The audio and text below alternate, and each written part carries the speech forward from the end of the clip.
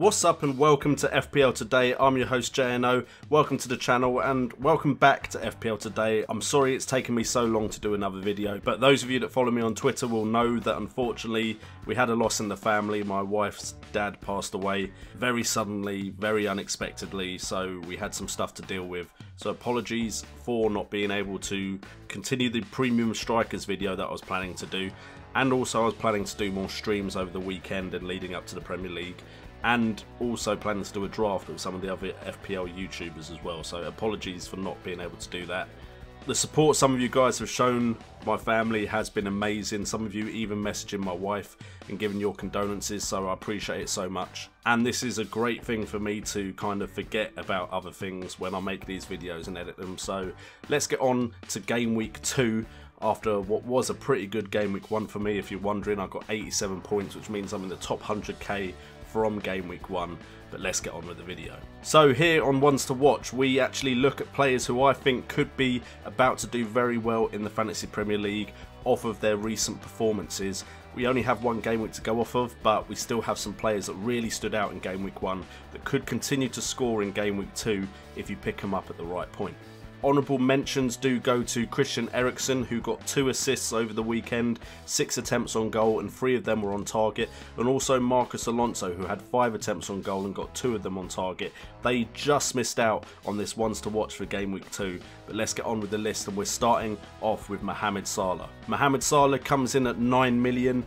And he, for the first half, frustrated a lot of FPL managers, and a lot of us were thinking should have gone with Sadio Mane. However, Salah did come through, and Liverpool, attacking wise, did come through, but defensively they looked very, very poor. And everyone's favourite defender, James Milner, didn't even play, getting dropped for Alberto Moreno. So a lot of questions around that team, especially with Coutinho and that back injury and his future in doubt. However, Mohamed Salah, Sadio Mane and Roberto Firmino all carried on from last season as viable FPL assets. But I'm going with Mohamed Salah because he managed to get 1 goal and 1 assist. And in the game he got 5 attempts on goal. All 5 of those came from inside the box, and his minutes per chance was at 17.2 minutes per chance. If you can continue that, you'd expect him to score against Crystal Palace, and then it's Arsenal and Man City after that. But Liverpool often play very well against tougher sides, so maybe Mohamed Salah and the others as well could come really good for us in the Fantasy Premier League game. The next player we're looking at is Jay Rodriguez, coming in at 6 million, and now I know a lot of you are going to be like, you're picking a West Brom player? An attacking West Brom player? Yes, I'm picking an attacking West Brom player.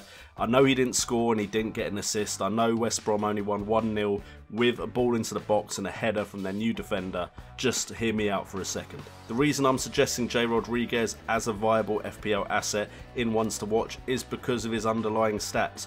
He actually had 5 attempts on goal, which was one of the best for strikers in the league for Game Week 1, and 4 of those attempts came from inside the box and 3 of them were on target. He had a chance every 17.6 minutes, and that is just a bit worse than Mohamed Salah, and he comes in at 3 million cheaper. If you're looking for someone who can be your cheap third striker and you've got Gabbiadini like I did, then perhaps Jay Rodriguez could be the answer to your problems if he can start finding the back of the net. If he keeps getting that amount of chances, eventually he will find the back of the net, and he's got Burnley, Stoke and Brighton in the next 3 games. So West Brom have very favourable fixtures, and Jay Rodriguez seems to be getting a lot of chances in that West Brom side. Next up, and we're looking at Henrik Mkhitaryan, coming in at 8 million from Manchester United. Now there's plenty of options coming from that Manchester United side after their 4-0 demolishing of West Ham. Yeah, that was painful, but Lukaku was my captain, so FPL wise kind of balanced out my real life football feelings. But Henrik Mkhitaryan, Paul Pogba and Lukaku all showed that they could potentially be very important for the Fantasy Premier League season this year. Henrik Mkhitaryan is the one I'm actually going to pick out because at 8 million he was playing very advanced and he managed to get 2 assists, no goals, but he created 5 chances for his teammates and created 2 big chances. Minutes per chance created was at 17.6.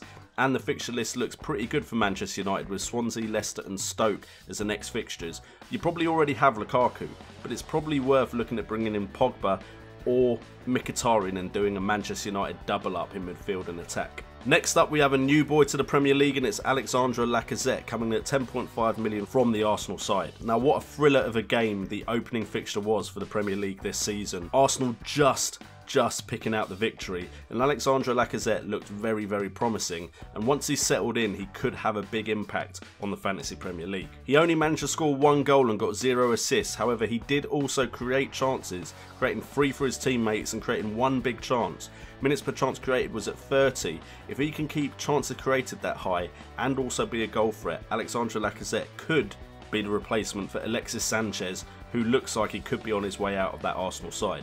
Arsenal have Stoke, Liverpool and Bournemouth next, so apart from that Liverpool fixture, it looks like Arsenal could have some favourable fixtures and Alexandre Lacazette could make the most of them. And then finally, we do have a defender on ones to watch, and it is Bertrand, coming in at 5.5 million from the Southampton side that everyone has a player from at the moment. However, it looks like attacking wise, Southampton are just as disappointing as they were at the tail end of last season, so potentially it might be worth doubling up on defence and not even caring about attacking options, because they were woeful in front of goal.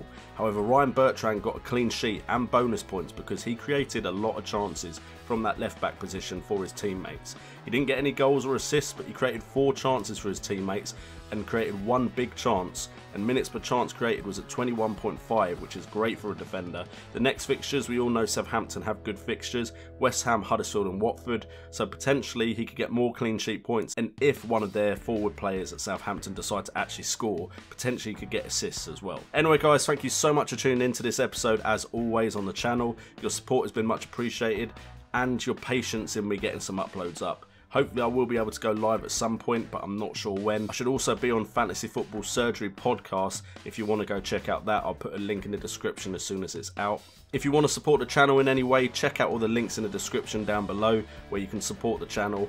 I've been JNO, this has been FPL Today, and remember, it's all about the game. By the way, what do you think of the new layout? You like?